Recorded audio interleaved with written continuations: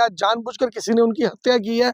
तो मुझे लगता है कि राजनीति के अंदर बहुत जरूरी हो जाता है उन चीजों को समझना कि इसकी तह में क्या है।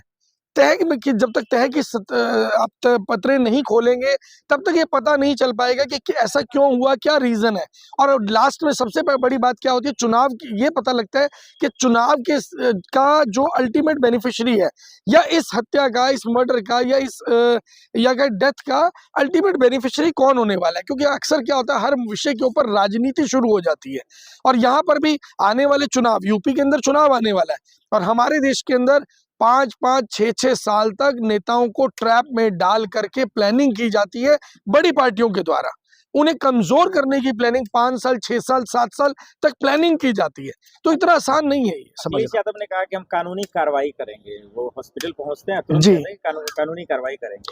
देखिए चूंकि अखिलेश के ब्रदर हैं, भाई हैं, वो बहुत अच्छे से समझते होंगे उनकी हेल्थ के बारे में।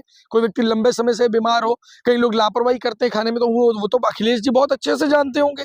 तो ऐसा तो नहीं है कि अखिलेश यादव जी जो है उनको चीजों के बारे में पता नहीं होगा। और कहीं ना कहीं शक, कहीं ना कहीं शंका, क्योंकि आने वाले चुनाव के अंदर कहीं ना कहीं अखिलेश यादव को अगर कमजोर करना होगा किसी भी बड़े दल के द्वारा, तो उनके आसपास के लोगों को किसी भी तरीके से हटाना एक रास्ता होता है, एक मार्ग होता है। सर आज तो सीसीटीवी भी है, इतना टेक्नोलॉजी है, तो जांच तो तुरंत हो जाती है, फिर इतना विलंब क्यों? हमारे देश में ना सबसे बड़ी बात क्या है कि जब एजेंसियां खुद ऐसा काम करने लग जाए, खुद राजनीतिक तंत्र का कठपुतली बन के रह जाए, तो उस स्थिति के अंदर जब आप देखेंगे ईडी किस तरीके से देश में काम कर रही है, सीबीआई कैसे काम कर रही है, क्या वो लोग देश के लिए काम कर रहे हैं? नहीं, वो लोग एक पार्टी विशेष के लिए काम कर रहे हैं, वो देश के लिए काम नहीं कर रहे। और जो देश के लिए काम नहीं करता वो सिर्फ और सिर्फ गद्दार कहलाता है। और ऐसे तमाम एजेंसियों के लोगों को सोचना होगा कि देश हित में काम करना जरूरी है या पार्टियों के हित में काम करना जरूरी है। 2 महीने पहले उन्होंने इंस्टाग्राम पे बोला था मैं बहुत डिप्रेशन में हूँ, परेशान हूँ, अपनी वाइफ से अलग रहना चाहता हूँ। तो 2 महीने बाद ये सारी चीजें हो जाती है। अपर्णा यादव भाजपा की बड़ी नेता है, सपा का झंडा जला देती है, अखिलेश यादव की फोटो जला देती है। ये कैसे देख रहे हैं पूरा मैटर? मैंने आपको क्या बोला, राजनीति को समझना, क्योंकि मैं राजनीति के विद्यार्थी होने के नाते राजनीति का विश्लेषण भी करता हूँ। और अक्सर मैं एक बात बताता हूँ कि राजनीति किस हिसाब से आपको कमजोर करने का काम करेगी। अब देखिए राघव चड्ढा का केस ले लीजिए ना, 5 साल 6 साल लग गए भाजपा को उस ट्रैप के अंदर लाने में कि राघव चड्ढा को कैसे भाजपा ज्वाइन करवाई जाए। ऐसे ही अब ऑलरेडी जो आपने अखिलेश के भाई का बताया, अपर्णा यादव के ऊपर उन्होंने लगातार ऐसे आरोप लगाते रहे हैं। तो आप ये देखिए कि ये सारी चीजें जो है किस ओर इशारा कर रही हैं। ये सारी चीजें इस ओर इशारा कर रही हैं कि भारतीय जनता पार्टी या ऐसी ऑर्गेनाइज्ड पार्टियां, बड़ी पार्टियां छोटी पार्टियों को किस तरीके से खा जाती हैं, और आम लोग उनके लिए सिर्फ कीड़े मकोड़े होते हैं। ये तो नेताओं की बात है, और आम जनता को तो कुछ समझता ही नहीं है। आम जनता को तो ये कहते हैं कि तुम्हें तो खाना भी जो बिना तेल के बना के खाना है।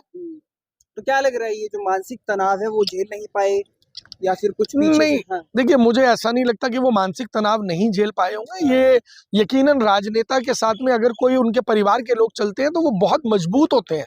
वो मानसिक तौर पे काफी मजबूत होते हैं। उनको ऑलरेडी ये चीजें मालूम होती हैं कि किस किस तरीके का दबाव उनको झेलना पड़ेगा।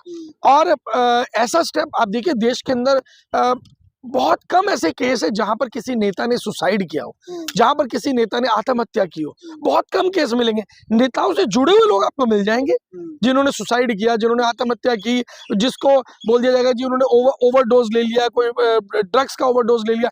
लेकिन कभी भी कोई नेता आपको स्थिति के अंदर नहीं मिलता है। और तो जांच का विषय है ना। बिल्कुल, मैं भी यही कह रहा हूँ, जांच का विषय है। लेकिन जांच भी तो तभी होगी ना जब एजेंसियां जो हमारे देश के अंदर वो निष्पक्ष तौर पर काम कर पाएंगी। अगर जांच में किसी बड़े नेता का नाम आ गया, किसी बड़ी पार्टी के नेता का नाम आ गया, तो आपको क्या लगता है सजा होगी? तो पार्टियों को क्या फायदा होगा फिर? कोई राजनीति में थोड़ा ही तो देखिए, अगर वो राजनीति में नहीं भी थे, अगर आपके परिवार के अंदर एक कोई बुजुर्ग भी होता है ना, 50 साल, 55 साल, 60 साल, मैं कहता हूँ 80 साल का भी हो, लेकिन अगर वो कुर्सी पे भी बैठा होता है ना घर पे, तो आप उससे सलाह कर पाते हैं। तो ऐसा कहना कि वो राजनीति में नहीं थे तो उनका कोई महत्व नहीं है, ऐसा बिल्कुल भी नहीं है। अगर वो राजनीति में ना होते तो उनकी वाइफ भी राजनीति में ना होती, और मुझे लग रहा है कि वो पूरी तरीके से राजनीति का बाइकआउट कर चुके होते। लेकिन जब वो राजनीतिक पार्टी से बिलोंग करते हैं, उनके भाई राजनीति के अंदर है, उनकी धर्मपत्नी राजनीति के अंदर है, तो आप ये दिमाग से निकाल दीजिए कि वो राजनीति से इन्फ्लुएंस्ड नहीं थे। फैमिली मैटर लग रहा है क्या आपको? देखिए, फैमिली मैटर तो कुछ नहीं है यहाँ पर, ऐसा लग रहा है, लेकिन यकीनन राजनीतिक मैटर जरूर लग रहा है, क्योंकि हमारे देश में राजनीतिक हत्याओं का एक ट्रेंड चलता है। चाहे कोई जज हो उसकी भी हत्या हो सकती है, चाहे कोई आईपीएस ऑफिसर हो उसको जेल में डाला जा सकता है। किसी भी तरीके से राजनीतिक इन्फ्लुएंस करने के लिए, राजनीतिक तौर पे सामने वाले को मानसिक दबाव में डालने के लिए कुछ भी किया जा सकता है। ये बहुत ही बड़ी दुखद घटना, बहुत बड़ी।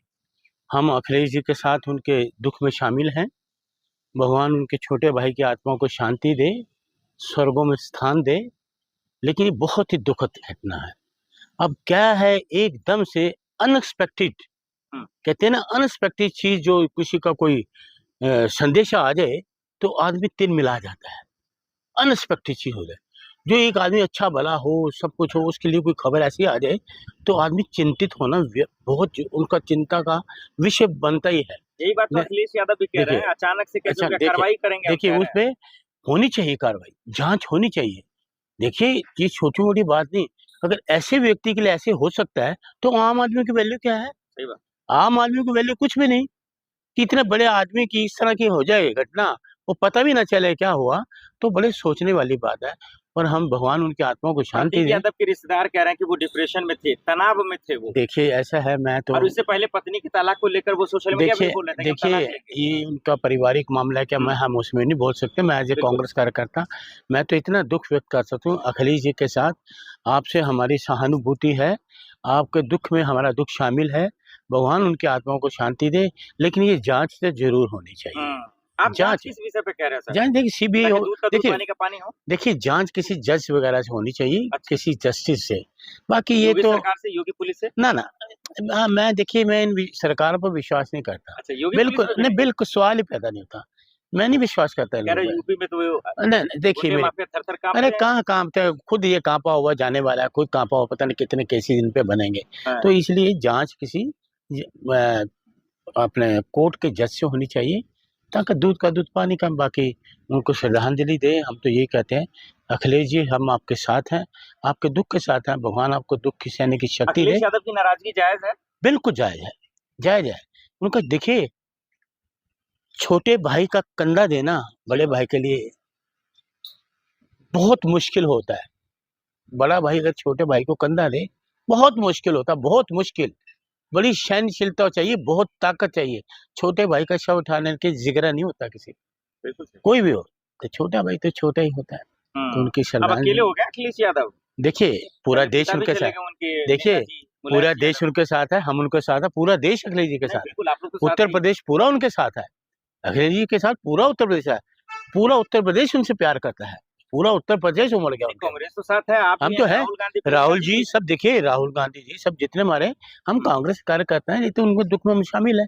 लेकिन एक अनएक्सपेक्टेड, मैं फिर कह रहा हूँ, ये अनएक्सपेक्टेड चीज होना ये दुर्भाग्यपूर्ण। आप तो तजुर्बेकार है मलिक जी, लोग इतना डिप्रेशन का शिकार कैसे हो जा रहे हैं, तनाव का शिकार कैसे हो जा रहे हैं? डॉक्टर का खुलासा है। देखिए, ऐसा है, ये मानसिक स्थिति खराब कर रही है सरकार लोगों की।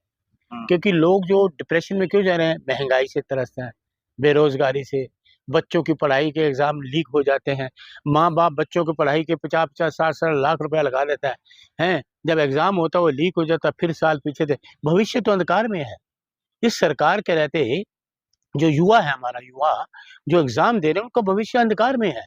ये सरकार कुछ नहीं कर सकती। ये बिजनेसमैन थे, जिम ट्रेनर ये थे। देखिए, मैं ऐसी वही चीज है, ये तो देखो परिवार में हमें एक तो तरफ अंतिम संस्कार की तैयारी चल रही है, अपर्णा यादव मौजूद नहीं है, और दूसरी तरफ अखिलेश यादव कह रहे हैं कार्रवाई करेंगे। आप इस पे क्या कहेंगे? देखिए, हम तो अखिलेश जी के साथ हैं, अखिलेश जी के हमारा उनका साथ समर्थन है, जो अखिलेश जी उनके समर्थन है। लेकिन हमारी सच्ची श्रद्धांजलि भगवान की आत्मा को शांति दे।